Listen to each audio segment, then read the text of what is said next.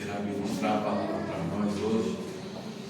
Sabemos que Deus já se faz presente nesse lugar, a sua presença é real nesse lugar.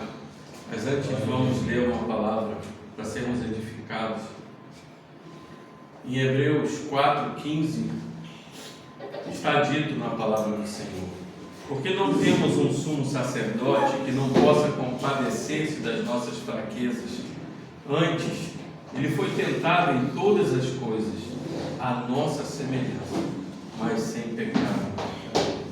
Esse é o momento de adorar o nosso sumo sacerdote eterno, Jesus Cristo, na sua santa palavra. Vamos orar pelo pastor Gerson, que tem nos abençoado aqui na igreja e que tenho certeza que há de abençoar cada dia mais. Senhor, Pai Santo, aqui está o teu servo que ama o Senhor, que ama a tua palavra, que ama o teu evangelho. Ele se coloca diante de ti para pregar a tua santa palavra, Senhor. Abençoa a vida dele, a sua boca, a sua mente, o seu coração, todo o seu ser esteja movido pelo teu Santo Espírito, com paixão, com sabedoria, com paz de coração, e que da sua boca possa sair ventos de palavra verdadeira, para que sejamos edificados como tua igreja, não só nós que fazemos nos presentes aqui na igreja, mas aqueles que irão ouvir o Senhor no YouTube ou qualquer rede social que seja. Abençoa, Senhor, o teu povo com a tua palavra, e abençoa o teu filho, que ele diminua, que o Senhor cresça e que se faça presente em cada palavra que sair da boca dele. Amém. Somente para um objetivo: honra e glória do teu santo nome. É o que oramos em nome de Jesus. Amém. Deus te abençoe.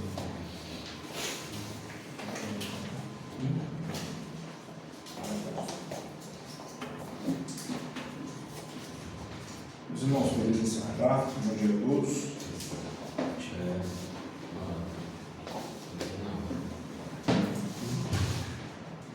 Abra sua Bíblia no livro de Mateus, capítulo 26.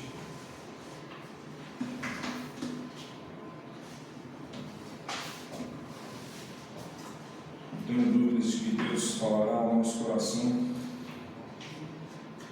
que Ele é bom e a tua misericórdia tem durado para sempre.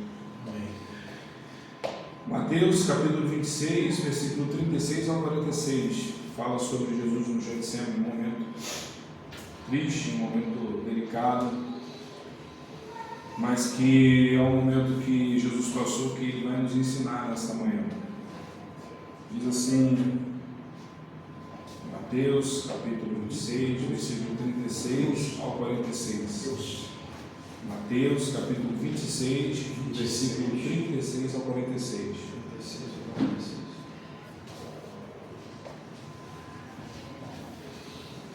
Diz assim a palavra do bom mestre: em seguida, foi Jesus com eles a um lugar chamado Getsemane e disse aos seus discípulos: assentai-vos aqui, enquanto eu vou orar.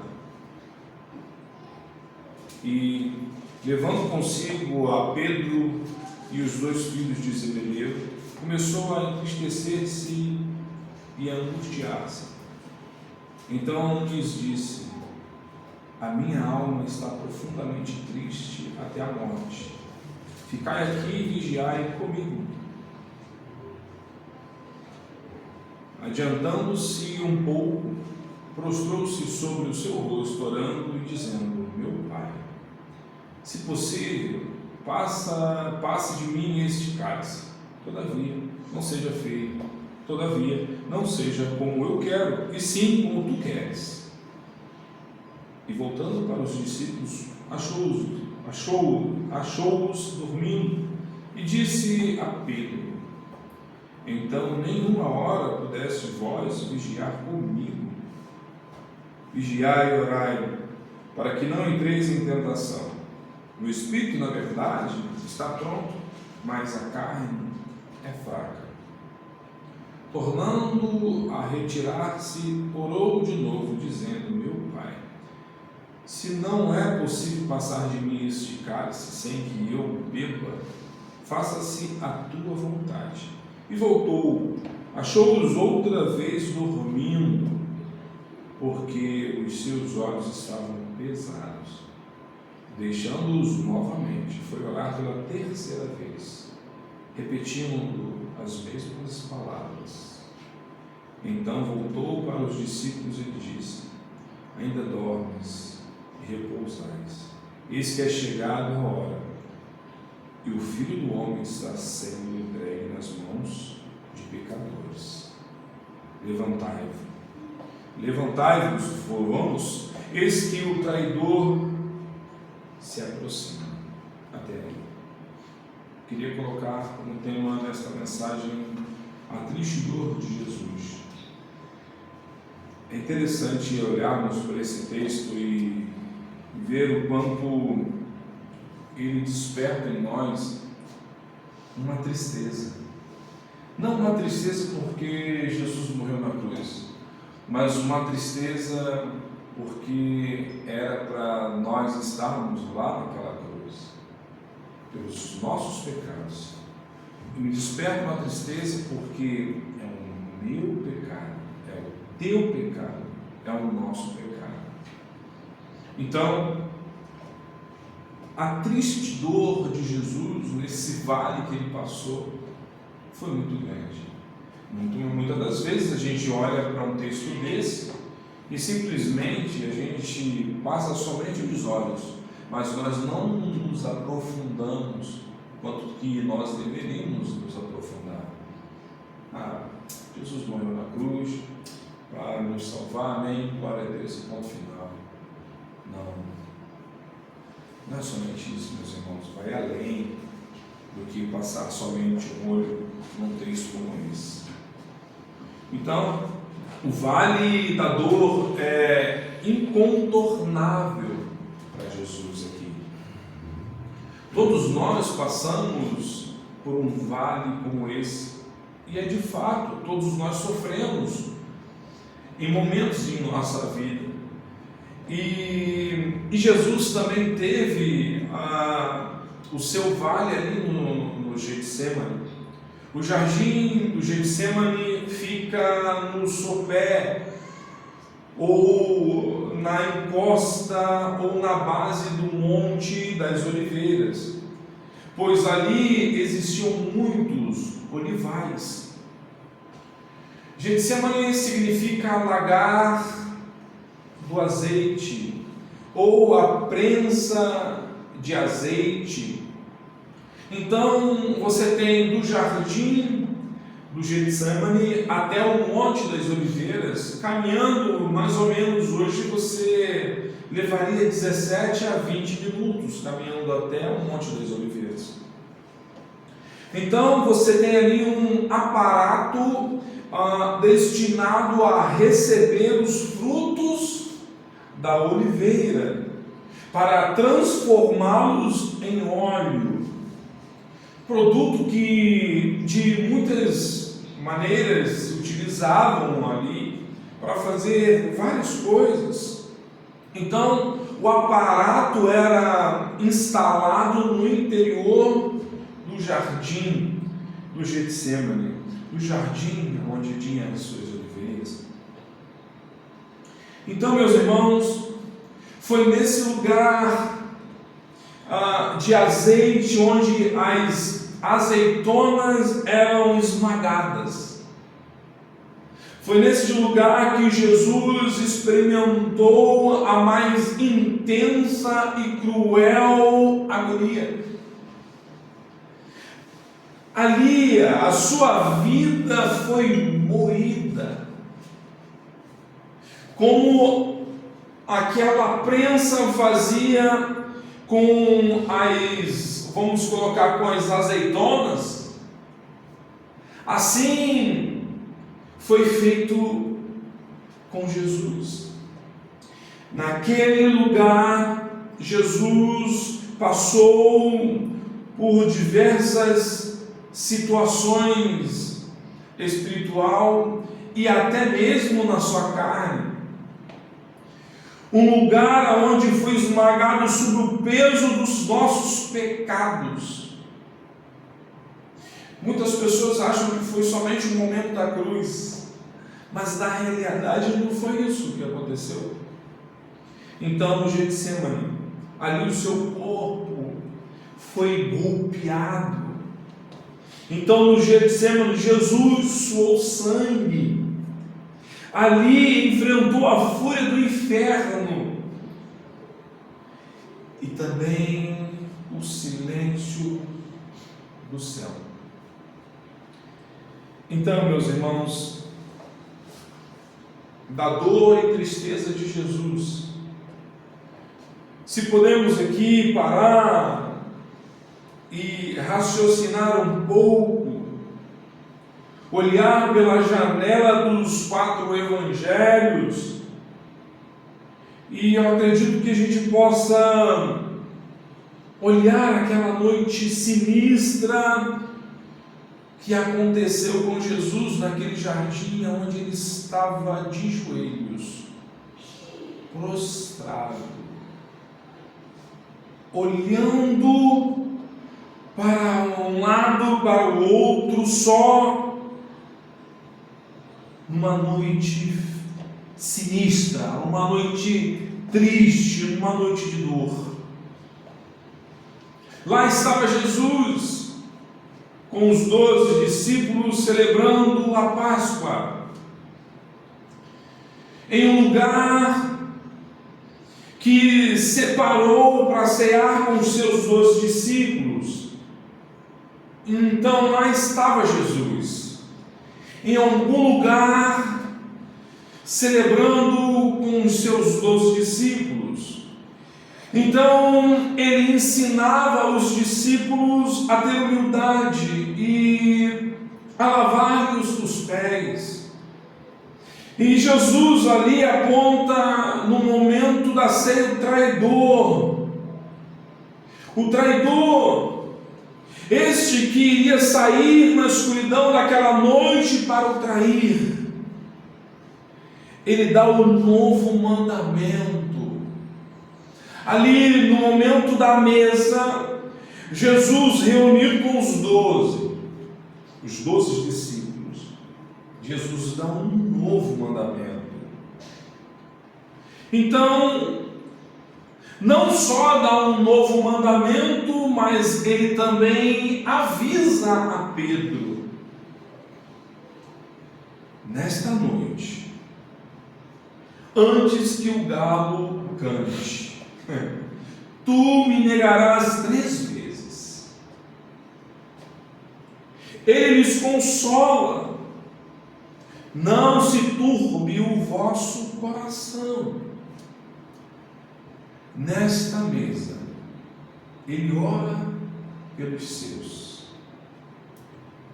Então saem de noite do cenáculo, na noite da trama, da armadilha, dos acordos ocultos, do suborno traidor, na calada da noite.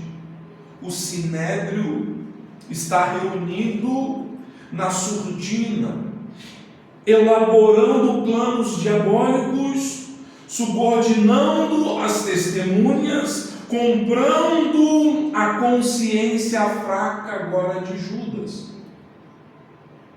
Quando Judas se retira da mesa, ele vai encontrar com os compradores de sua consciência fraca.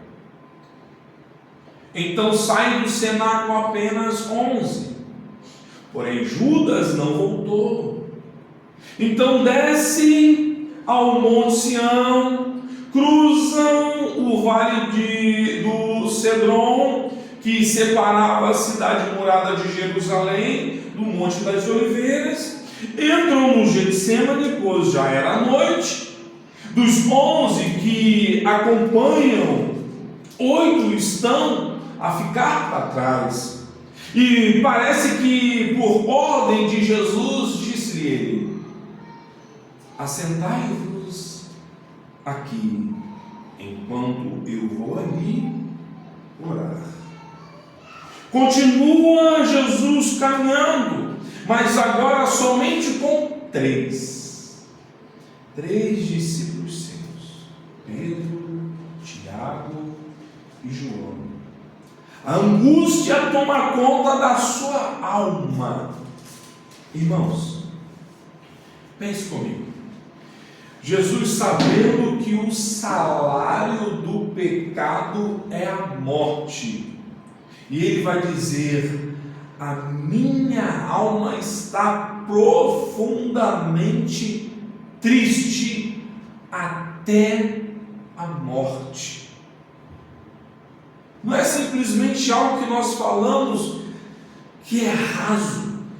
Não é nada que eu e você falamos da boca para fora, não. Jesus, ele fala com a sua alma, e ele chega e disse: a minha alma está profundamente triste até a morte.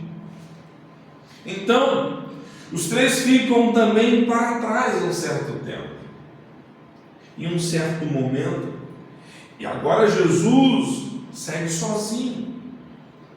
Então Jesus ajoelhou-se.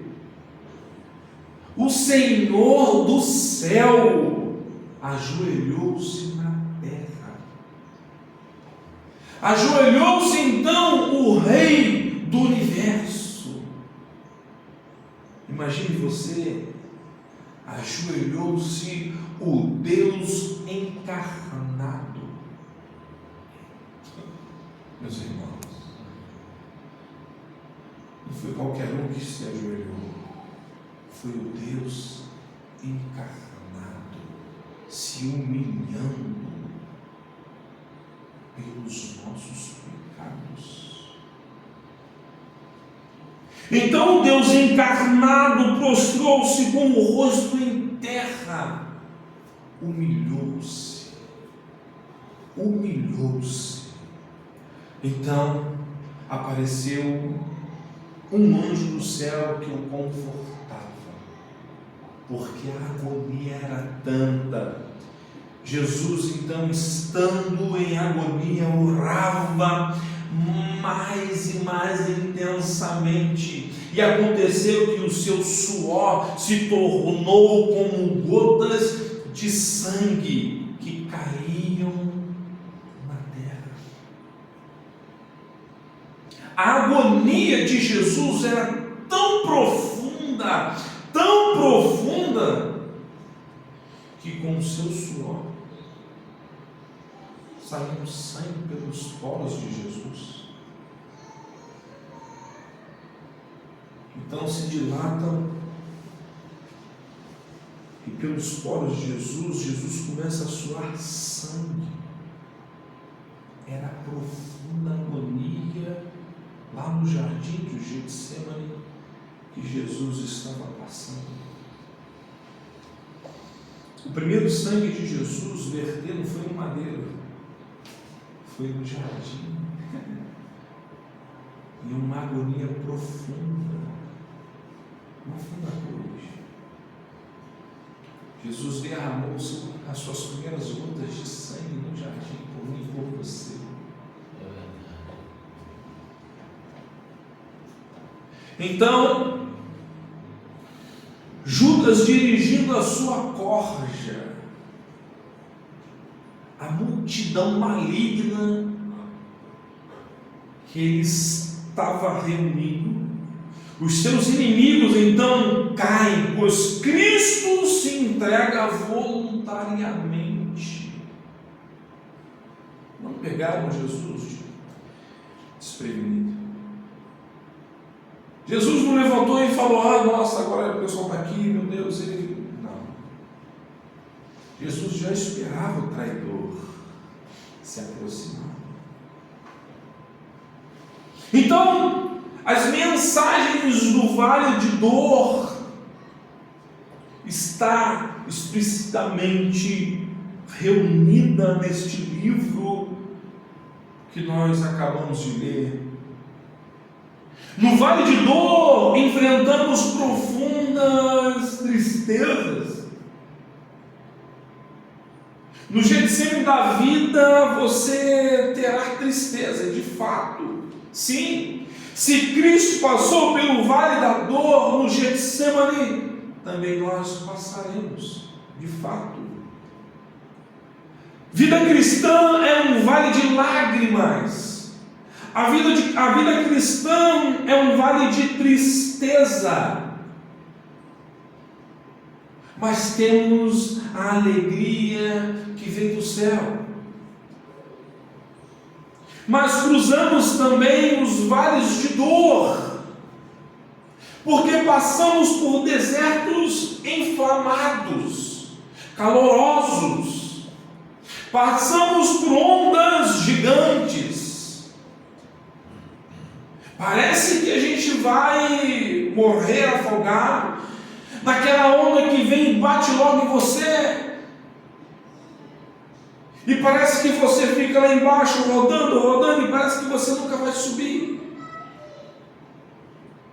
E por vez, quando você sobe daquela onda, daquele mar agitado, vem logo ventos contrários.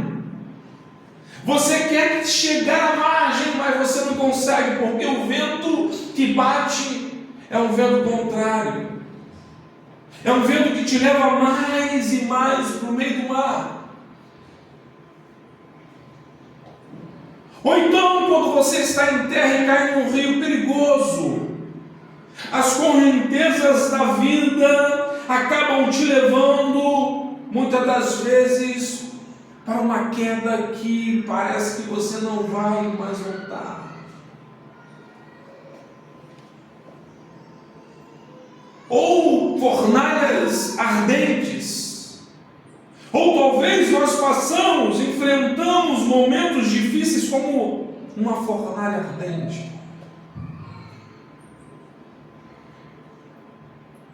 Jesus também teve tristeza, e não foi somente no Getsêmani, mas existe uma tristeza que Jesus passou por um amigo. Foi triste e chorou pelo seu amigo Lázaro. Quantos de nós já ouvimos ou lemos sobre esta passagem? Mas nada se compara à tristeza que Jesus teve no Getsêmani.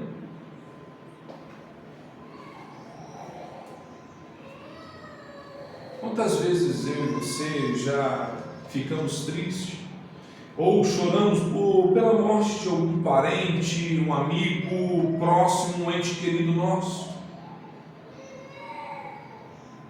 Quanto mais próximo de nós, maior é a tristeza. Quando é alguém muito distante, você se sente triste, mas quanto mais próximo, maior é a sua tristeza. Então Jesus ficou triste e chorou sobre a cidade de Jerusalém. Podemos dizer que Jesus chorou ao contemplar a cidade de Jerusalém sem arrependimento. Uma cidade que assassinava os profetas, que matava os profetas, uma cidade rebelde. E Jesus disse: Jerusalém, Jerusalém, que mata os profetas e apedrejas os que te foram enviados. Quantas vezes quis eu ajuntar os teus filhos como a galinha junta os seus filhotes, mas tu não os quisestes. Quantas vezes você já chorou por um parente ou um amigo que se recusou a crer em Jesus até a hora da morte? Ou um filho que está fora e não tem salvação, ou uma filha, ou a mulher, ou o esposo, que você sabe e ora por eles, intensamente, sabendo que o inferno está de braços abertos, e se você não orar, e se você não clamar, você sabe, é triste orar por aqueles que estão no lamaçal do pecado, porque você olha para eles com uma cosmovisão cristã, bíblica, e muitas das vezes nós não cremos que Deus vai fazer algo diferente na vida daquele ou daquela, e acabamos, e muitas das vezes, nos entristecendo, porque nós colocamos uma lente diferente, muitas das vezes. E nós nos entristecemos, porque queremos que os nossos filhos estejam conosco na igreja, porque nós sabemos o que está por vir. Não tem coisa melhor do que você deitar na sua cama e encostar a cabeça no travesseiro e pensar naquele grande dia no céu, com a sua família, os seus amigos, os seus entes queridos. Mas quando você acorda e você vê a realidade, você vê que o teu filho não está salvo, a sua filha não está salva, a sua esposa, o teu esposo, o seu amigo, o seu pai, a sua mãe, aí você entristece.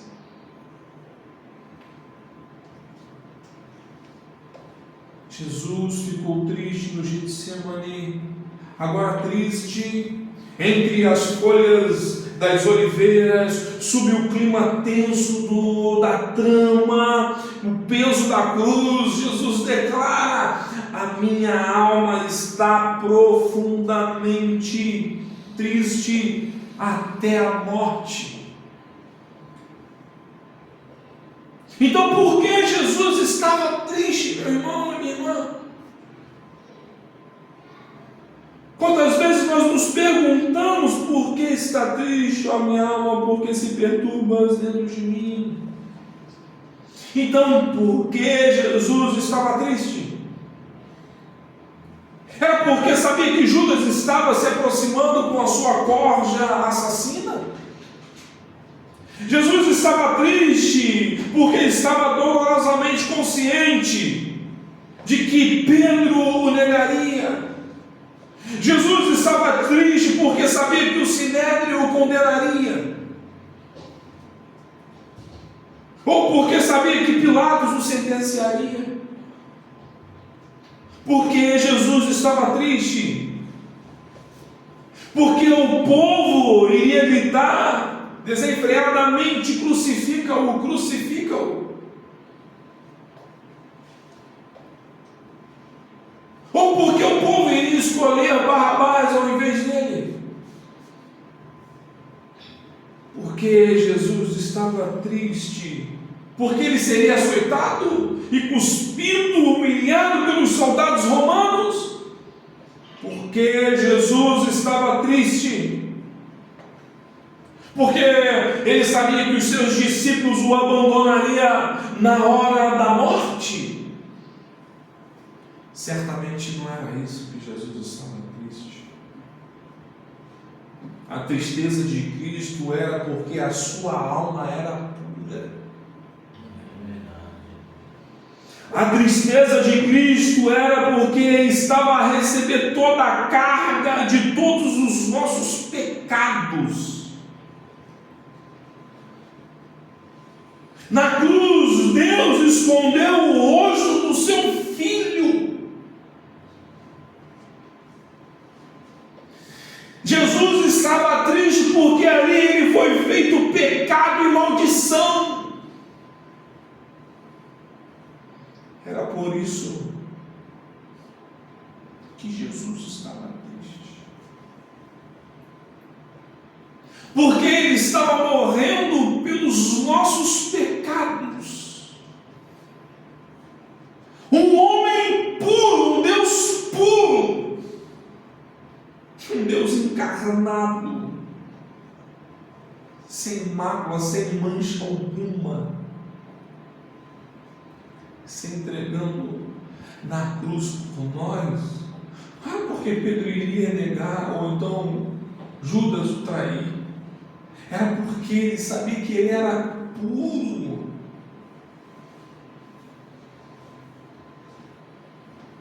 E ali ele clamou: Deus meu, por que me desamparaste? Até o sol escondeu o rosto de Jesus, e as trevas cobriram a terra. Jesus foi transpassado, Jesus foi moído. Na cruz ele desceu ao Hades. Então ali entristeceu-se porque sofreu sozinho o cálice da ira de Deus, que era minha e que era sua. Sozinho Jesus pagou o preço da nossa redenção. Sofreu só, sangrou só, e só Jesus morreu, porque nem o sol brilhou para ele mais, e os céus se transformou em trevas. Como nós temos enfrentado o nosso vale de dor.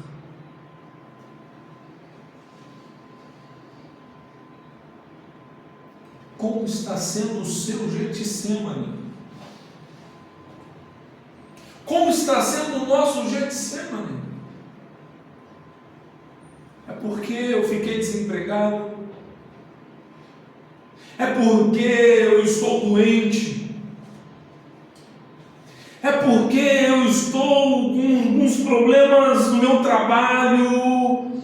É porque eu estou com problemas pessoais? Como está o vale de dor que você está passando? Nada vai se comparar com o vale de dor de Jesus naquele Getsemane.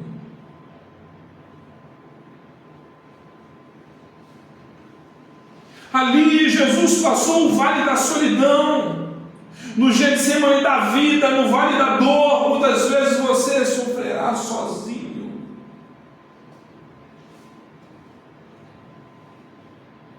Nesta hora Jesus buscou 2 refúgios, meus irmãos: a solidariedade humana e a vontade divina. Jesus buscou ali 2 refúgios: solidariedade humana e a vontade divina. Na solidão precisamos de comunhão humana, como seres humanos nós somos. Na solidão nós precisamos ter comunhão com Deus. Jesus pediu a presença dos 3 discípulos que ele se aproximava mais.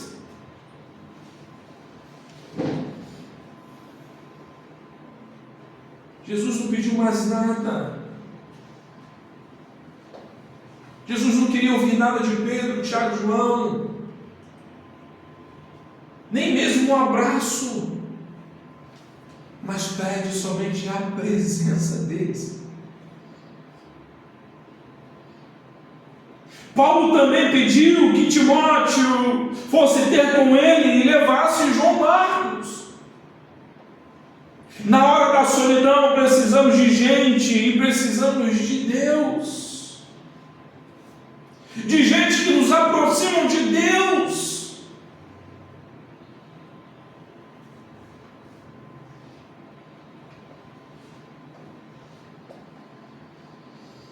Muitas pessoas e muita gente havia abandonado Jesus. Até no vale, aquele amigo que você acha que vai te ajudar, às vezes ele vai te abandonar, mas você tem Jesus Cristo justo. Então os discípulos, todos os discípulos deixando-o, fugiram.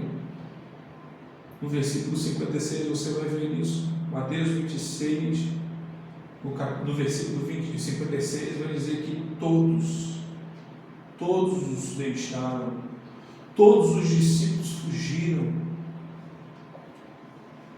Pior de tudo, na cruz,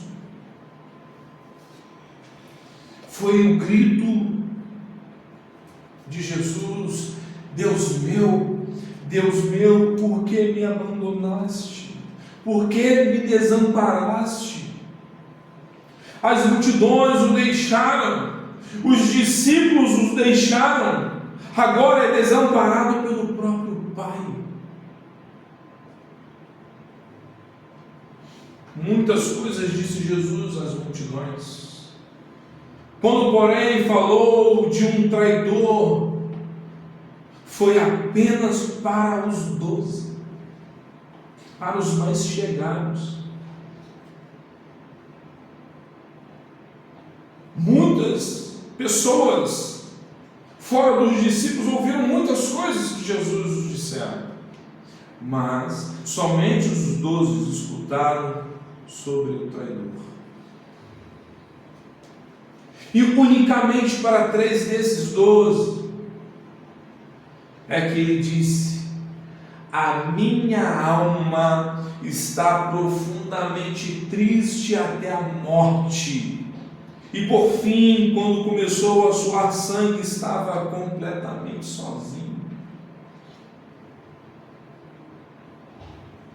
Quando Paulo estava no seu Getsemane, na sua prisão em Roma, à beira do martírio, disse: todos me abandonaram, na minha primeira defesa ninguém foi ao meu favor, mas ali viu a sua coroa. Por mais que eu e você possamos passar pelo vale da dor, pelo Getsemane sozinho, sem a companhia de um amigo, talvez da esposa, do esposo, talvez do filho ou da filha, pode crer, meus irmãos, que no seu vale, no seu Getsemane, a sua coroa está preparada. Glória a Deus. Deus lhe dará a visão do seu socorro. Amém. Quando João foi exilado na ilha de Patmos, passou pelo seu Getsemane sozinho, mas ali Deus lhe abriu a porta do céu. É que nós nos preocupamos muito com o material e esquecemos da nossa alma, do preparo para o céu. A terra está mais próxima do que o céu. Por mais que nós estejamos aqui andando nesta terra, mas a nossa realidade deveria ser mais próxima do céu do que da terra. Quando Jó foi abandonado pela sua mulher e acusado pelos seus amigos, porém teve a certeza que viria Deus face a face.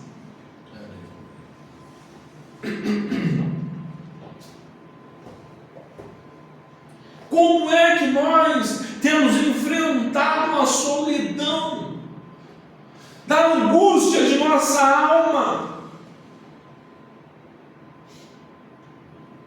Como é que nós nos deparamos com essa solidão que parece que nunca mais vai embora?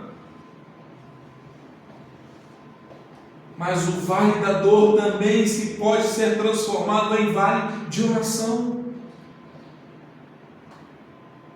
O vale da dor de Jesus foi transformado pela súplica ao Pai.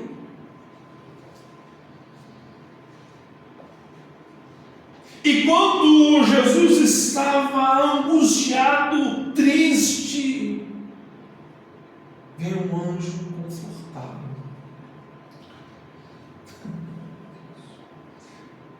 Quando passamos pelo vale da dor, muitas pessoas murmuram, outras pessoas se desesperam, Outros deixam de orar, deixam de ler a Bíblia. Outros abandonam a igreja. Outros se revoltam contra Deus e abandonam a Cristo.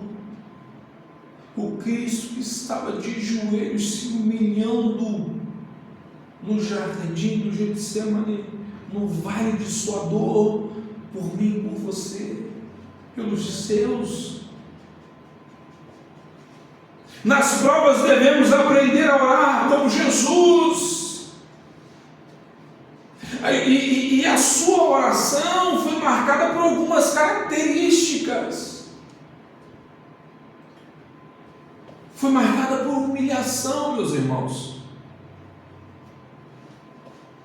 Ele é o Deus eterno, e agora Ele está de joelhos. Ele é o Criador do universo e está com o rosto em terra, suando sangue.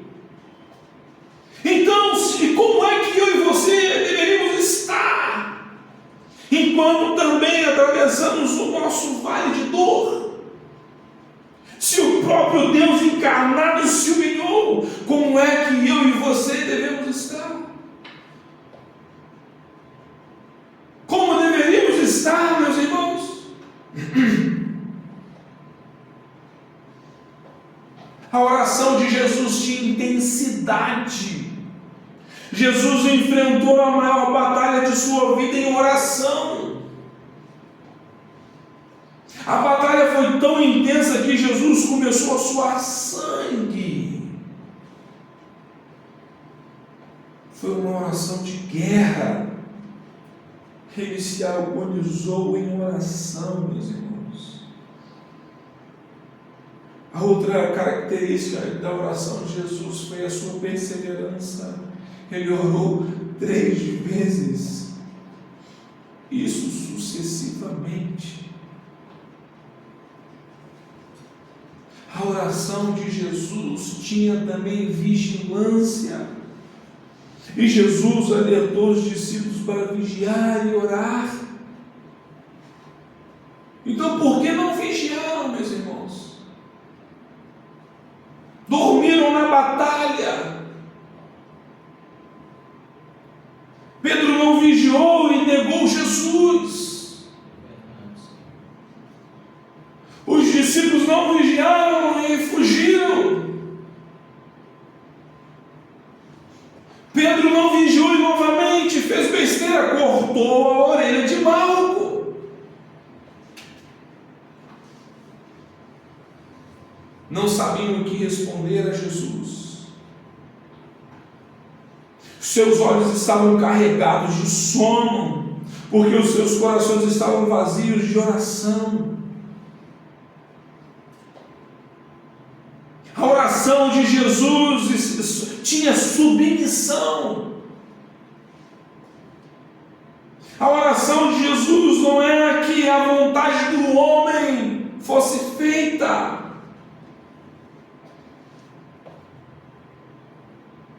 mas sim a vontade de Deus fosse feita na terra, e não a vontade do homem fosse feita no céu, mas a vontade de Deus viesse feita na terra. Por que Jesus orou?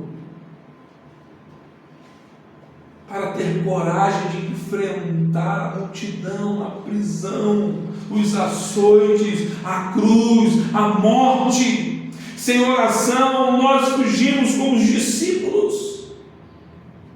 Sem oração, nós negamos a Cristo.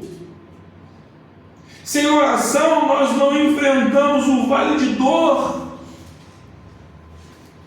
Sem oração, nós não enfrentamos a morte e temos medo de morrer.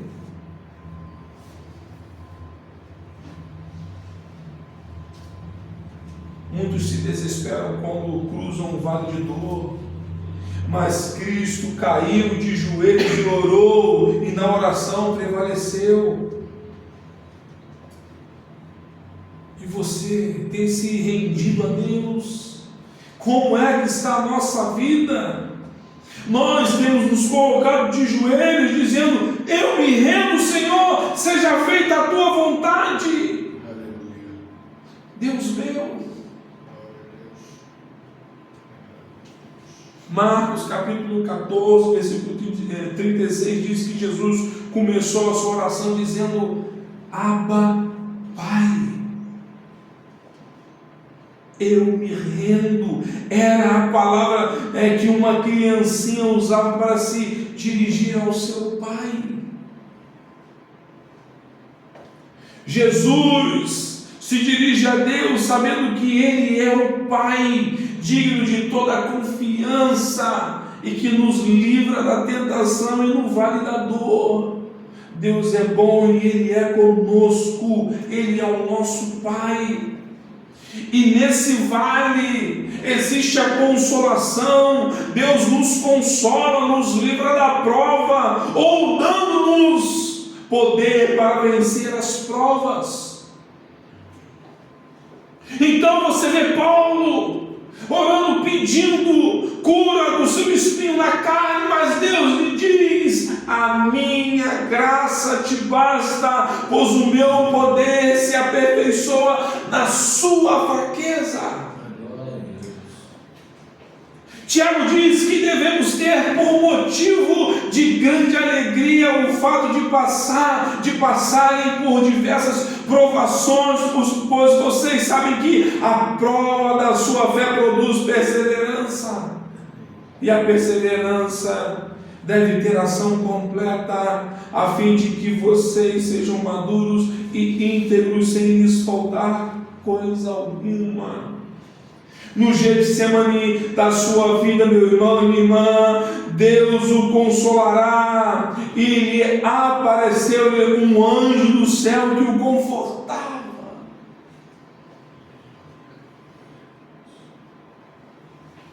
Jesus não encontrou pleno conforto nos seus discípulos, pois a vigília da solidariedade tinha se transformado na vigília do sono, da fuga.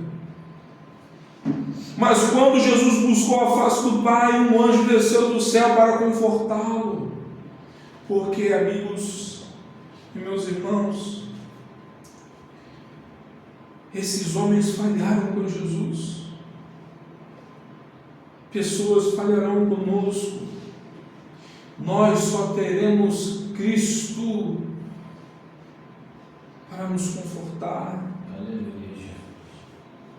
Agora o sofredor manchado de sangue é consolado por um anjo do céu. Assim também Deus o fará conosco e com a sua igreja.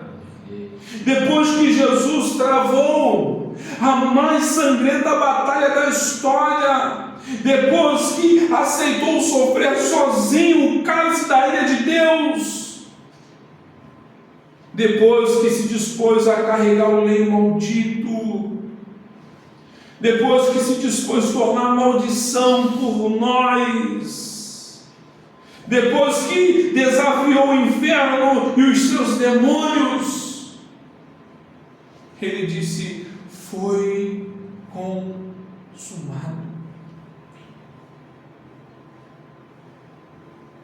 Deus nunca abandona os seus no vale do Tabor, no jardim do Getsemane da vida.